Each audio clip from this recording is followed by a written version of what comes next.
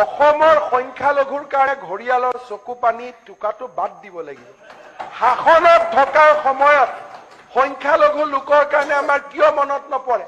ভাৰতৰ প্ৰধানমন্ত্ৰী মনমোহন সিং যেতিয়া প্ৰধানমন্ত্ৰী আছিলে তেতিয়া তেওঁ আইন কৰিলে যে 2005 চনৰ আগত যদি জনজাতীয় লোক ফৰেষ্টত আছে চৰকাৰে পট্টা দিব পাৰিব। কিন্তু মুছলমান মানুহৰ কাৰণেতো আপোনালোকে আইন নকৰিলে সেই সময়ত। আজি যদি সংখ্যালঘু মানুহসকলে যদি কষ্ট পাইছে, পোৱা নোপোৱাটোলৈকে মই পিছত আহিম, যদি কষ্ট পাইছে তাৰ কাৰণে উত্তৰদায়িত্ব মোৰ নহয়। উত্তৰদায়িত্ব সেই সময়ত সংসদত কোনে এই আইন পাছ কৰিছিল?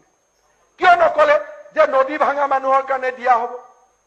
কিয় নকলে পাৰ ভঙা মানুহৰ কাৰণে দিয়া হ'ব? তেতিয়াতো একো নকৰিলে। আজি শাসনত থকাৰ সময়ত আজি মোক কোৱা হয় সংখ্যালঘু মানুহক অত্যাচাৰ হৈছে, ওদালগুৰিত সাম্প্ৰদায়িক সংঘৰ্ষ হৈছে, বিটিআৰত সাম্প্ৰদায়িক সংঘৰ্ষ হৈছে, কোকৰাঝাৰত সাম্প্ৰদায়িক সংঘৰ্ষ হৈছে, একোতো হোৱা নাই। আজিৰ দিনত অসমৰ মুছলমান মানুহে যিমান শান্তিত আছে কোনো দিনে অসমৰ ইতিহাসত ইমান শান্তিত নাই।